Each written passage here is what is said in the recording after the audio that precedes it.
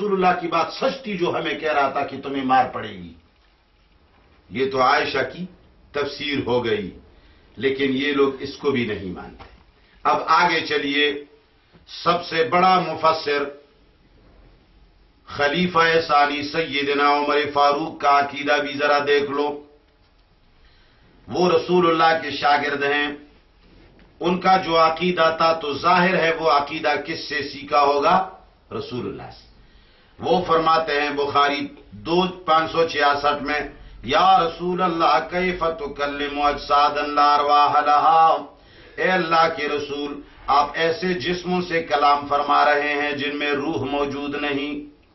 معلوم ہوتا ہے کہ عمر فاروق کا عقیدہ تھا کہ مردے. مسند احمد جلد 2 صفحہ نمبر 287 پر لکھا ہوا ہے کہ عمر فاروق نے فرمایا، یا رسول اللہ اتنادیہم بعد ثلاث وہل یسمعون یقول اللہ انک لا تسمع الموتى. عمر فاروق نے فرمایا مسند احمد میں ہے کہ اے اللہ کے رسول آپ ان سے گفتگو کر رہے ہیں جن کو ہلاک ہوئے 3 دن گزر چکے ہیں. یہ تو 3 دن سے مردے پڑے ہیں، حالانکہ قرآن نے فرمایا انک لا تسمع الموتى کہ تو مردوں کو نہیں سنا سکتا، تو ان سے کیوں بات کرتا ہے؟ معلوم ہوتا ہے عمر فاروق کا عقیدہ بھی یہی تھا کہ مردے نہیں سنتے، اور ان کا نظریہ یہ بھی تھا کہ قرآن کے انک لا تسمع الموتى سے مردوں کے نہ سننے کی بات پکی ہے.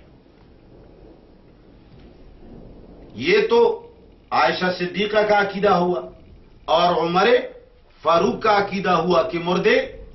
اب ذرا بدر کی دیگر صحابہ کا عقیدہ بھی تو سن لو. جہاں عمر فاروق تو وہیں موجود تھا، اس کا عقیدہ کیا ہے کہ نہیں سنتے، اور قرآن کی وہی آیت بھی پیش کی. اب دیگر صحابہ بدر کا عقیدہ بھی تو دیکھ لو، مردوں کے بارے میں ان کا کیا عقیدہ تھا. موجود صحابہ بخاری جلد 2 صفحہ 573 میں ہے، قال ناس من اصحابہ یا رسول اللہ تنادی ناسا امواتا، کہ اصحاب رسول میں سے لوگوں نے کہا، اصحاب رسول میں سے لوگوں نے یعنی کافی سارے صحابہ نے کہا. کیا کہا؟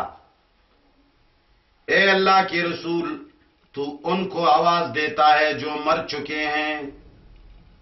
انہوں نے تعجب کیوں کی؟ اس لیے کہ ان کا نظریہ تھا کہ مردے نہیں سنتے.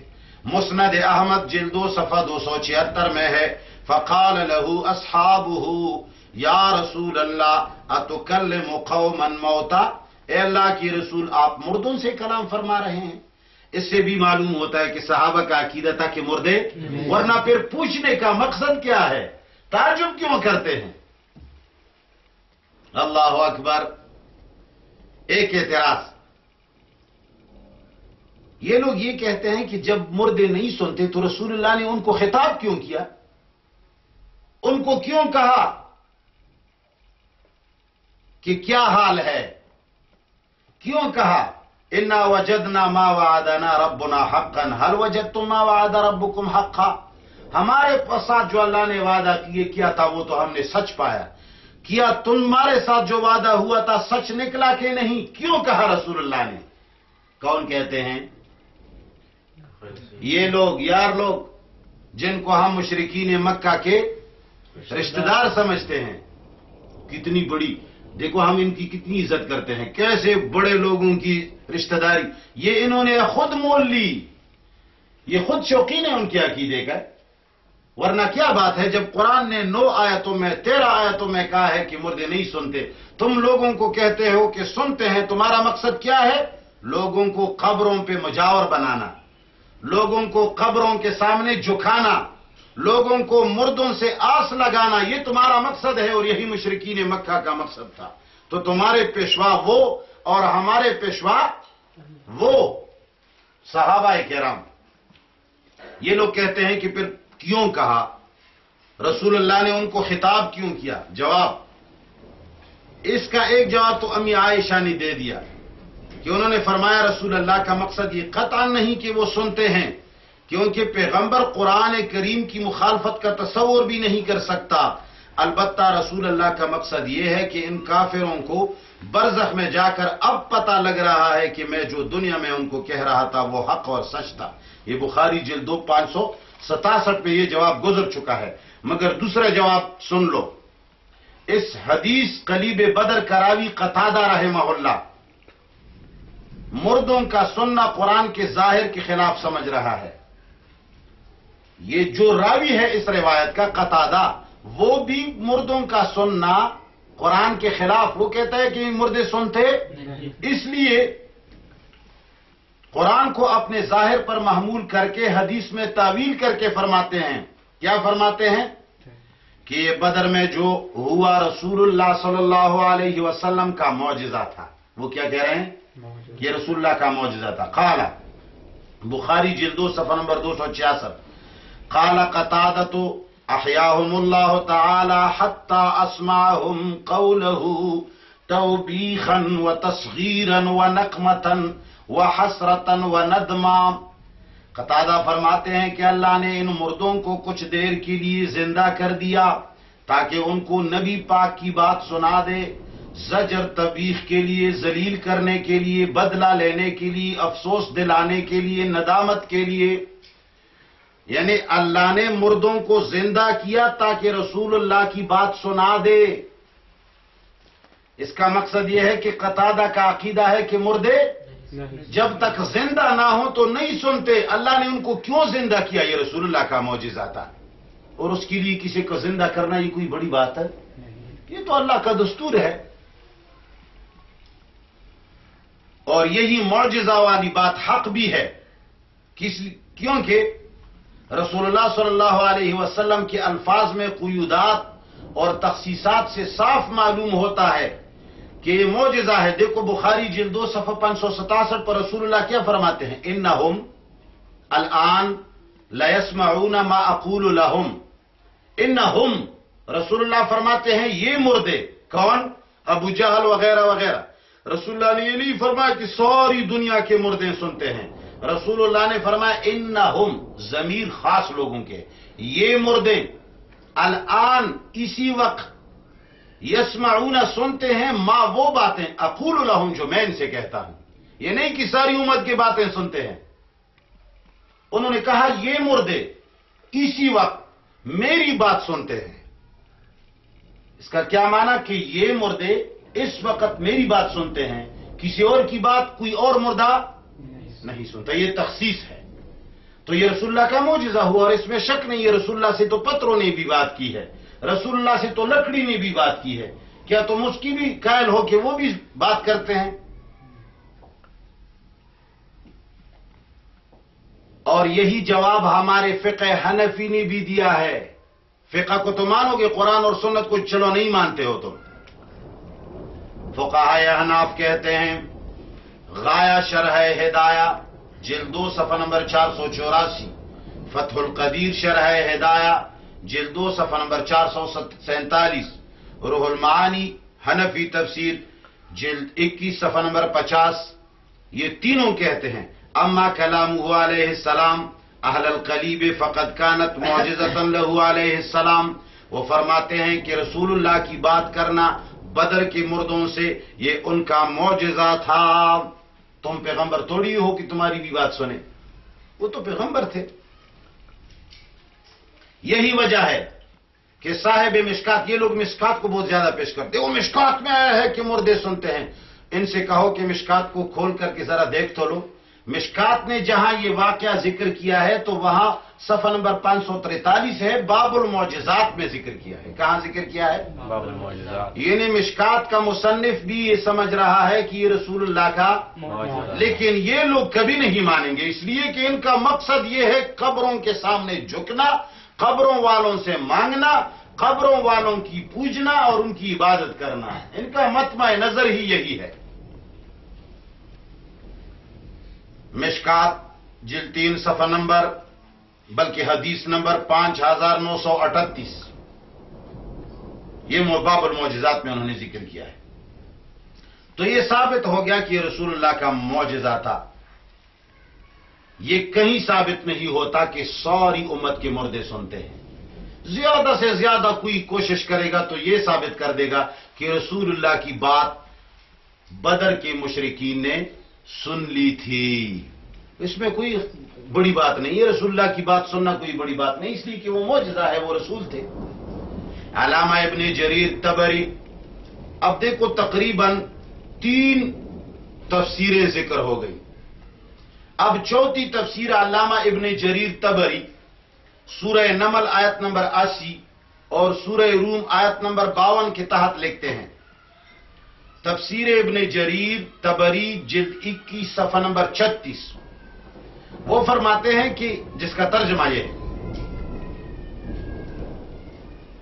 وہ لکھتے ہیں کہ آیت کے اندر اللہ تعالیٰ نے کافروں کی ایک مثال بیان کی ہے، جس کا معنی یہ ہے کہ اے محمد، آپ ان مشرکوں کو جن کے کانوں پر مہر لگا دی گئی ہے آپ کچھ سمجھا نہیں سکتے.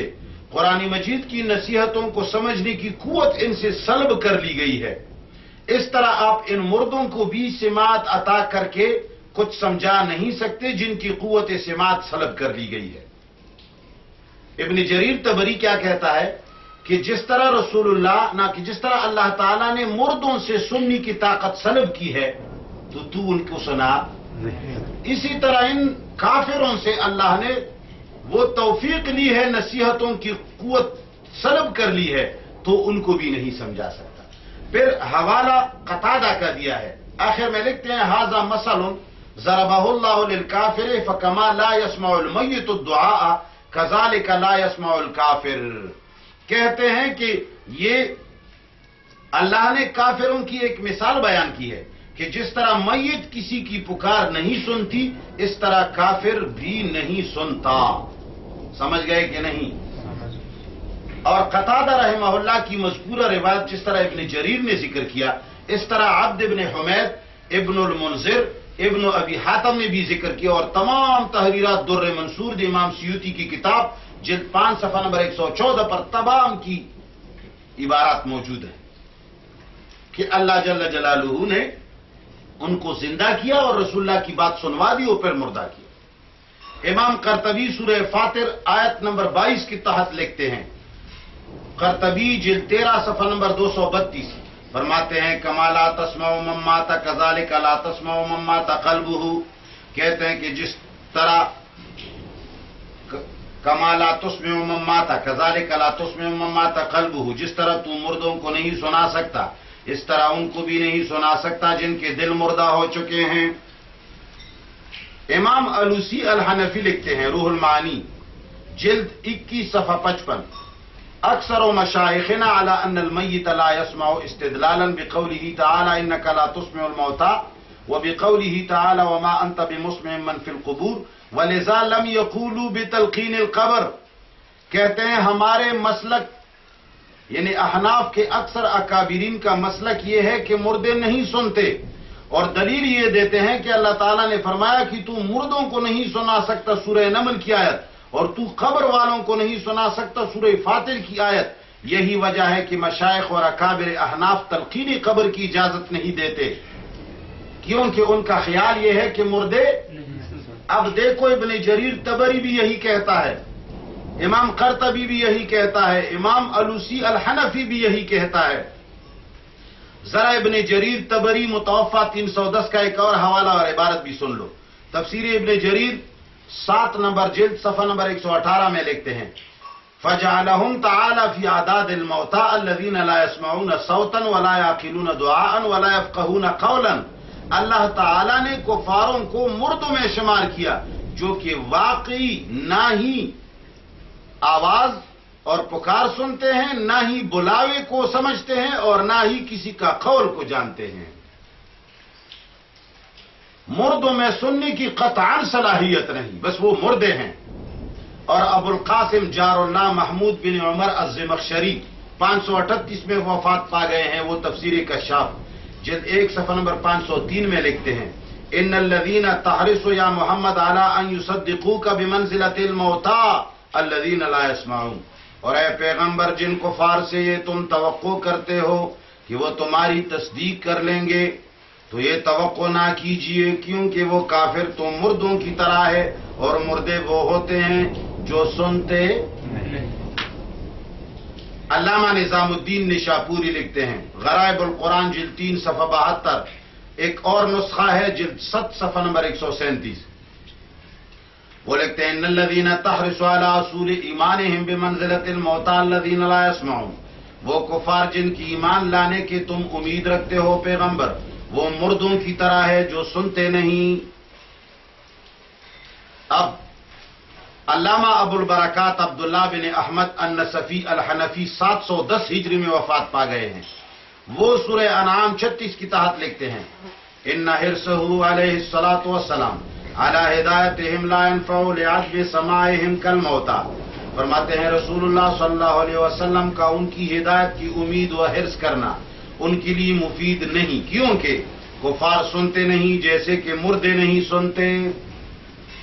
علامہ قاضی ناصر الدین البیضاوی تفسیر بیضاوی جلد 1 صفحہ نمبر 269 میں لکھتے ہیں ہؤلاء کالموتى لا يسمعون. یہ کفار مردوں کی طرح ہے جو سنتے یعنی مردوں میں نہیں سننا یہ مسلم ہے. اسی سے تشبیہ دیتے ہیں کفار کو، اس لیے کہ مردے سرے سے سنتے ہی نہیں تو کفار بھی اتنے ہی بے حس ہو گئے ہیں کہ وہ بھی نہیں سنتے. علامہ بیضاوی جلد 7 صفحہ نمبر 127 میں ایک اور جگہ پہ لکھتے ہیں کہ ہمارے اکثر ائمہ کرام اس کے قائل ہیں کہ مردے نہیں سنتے، اور انک لا تسمع الموتى اس کا دلیل دیتے ہیں. سارے علماء اور صحابہ کہتے ہیں کہ انک لا تسمع الموتى سے پتہ چلتا ہے کہ مردے نہیں سنتے. ہمارے مشرکین مکہ کے رشتہ دار کہتے ہیں کہ اس آیت میں سننے کی نفی ہی نہیں ہے، اس آیت میں تو سنانے کی نفی ہے. ارے تم ان صحابہ سے بھی زیادہ سمجھنے لگے ہو. جب آدمی یہود اور نصارہ کا تابع دار ہو جاتا ہے، جب قبر کا پجاری بن جاتا ہے تو پھر وہ صحابہ سے آگے نکلتا ہے. وہ پھر صحابہ کے بارے میں گندی باتیں اور گندی سوچیں رکھتا ہے. علامہ ابو الطیب صدیق حسن البخاری لکھتے ہیں فتح البیان جلد 3 صفحہ نمبر 157 ہؤلاء لیسوا کذلک بل هم بمنزلۃ الموتى لا يسمعون ولا يعقلون. یہ لوگ یعنی کفار ایسے نہیں جس طرح ان کو مسلمان سمجھتے ہیں کہ دعوت سن کر ایمان لائیں گے، نہیں، بلکہ یہ تو مردوں کی مانند ہے جو نہ سنتے ہیں اور نہ ہی سمجھتے ہیں. علامہ علی بن محمد 725 میں امام خازن کے نام سے مشہور ہے. وہ تفسیر خازن جلد 2 صفحہ 14 میں لکھتے ہیں وَلِهَذَا شَبَّهَ الْكُفَّارَ بِالْمَوْتَى لِأَنَّ الْمَيِّتَ لَا يَسْمَعُ وَلَا يَتَكَلَّمُ. کہتے ہیں کہ آیت کے اندر کفار کو مردوں کی مشابہ قرار دیا اس لیے کہ مردہ نہ سنتا ہے اور نہ ہی بات کرتا ہے. دیکھو کتنی تفاسیر کا حوالہ میں دوں گا. جامع البیان صفحہ نمبر 112 پہ بھی یہی لکھا ہے، کبیر جلد 4 صفحہ 53 پہ بھی یہی لکھا ہے، ابو سعود جلد 4 صفحہ 58 پہ بھی یہی لکھا ہے الموتى لا يسمعون کہ مردے نہیں سنتے. بغوی نے معالم التنزیل جلد نمبر 6 صفحہ نمبر 305 پارہ نمبر 2 المیت الذی لا سبیل الی سماعہ. ابن کثیر جلد 9 صفحہ نمبر 615 المیت لا تتحرک ولا تسمع ولا تبصر کہ مردہ نہ حرکت کرتا ہے نہ سنتا ہے نہ دیکھتا ہے. یہ لوگ کہتے ہیں کہ دیکھتے بھی ہیں سنتے بھی ہیں پہنچتے بھی ہیں. یہ لوگ کہتے ہیں کہ مردے زندہ ہے اور زندے مردے ہیں، اس لیے کہ ہم زندہ ہیں. اب کسی کمرے کے نیچے ہم پڑے رہتے ہیں تو کمرے کے اوپر 6 انچ سے کم مٹی ہوتی ہے. اب اگر چھت کے اوپر کوئی بولتا ہے ہم نیچے سنتے ہیں؟ نہیں. جب مردہ 100 من مٹی کے نیچے سنتا ہے، ہم 6 انچ کے اندر کے نیچے نہیں سنتے، تو پھر ہم مردے ہو گئے اور مردے زندے ہو گئے. وہ 100 من کے نیچے سنتے ہیں، ہم 6 انچ کے نیچے نہیں سنتے. تو اس کا مقصد یہ ہے کہ ہم مردے ہیں اور وہ زندے ہیں. اور ان کا خیال ہی یہی ہے کہ لوگ مردوں کے سامنے جائے اور اس زندہ جاوید اللہ کو چھوڑ دے. اب ایک اعتراض، مگر اس کی جواب کی تفصیل، مگر ایک بات یاد رکھیں کہ منصفانہ سمجھنے کی ضرورت ہے.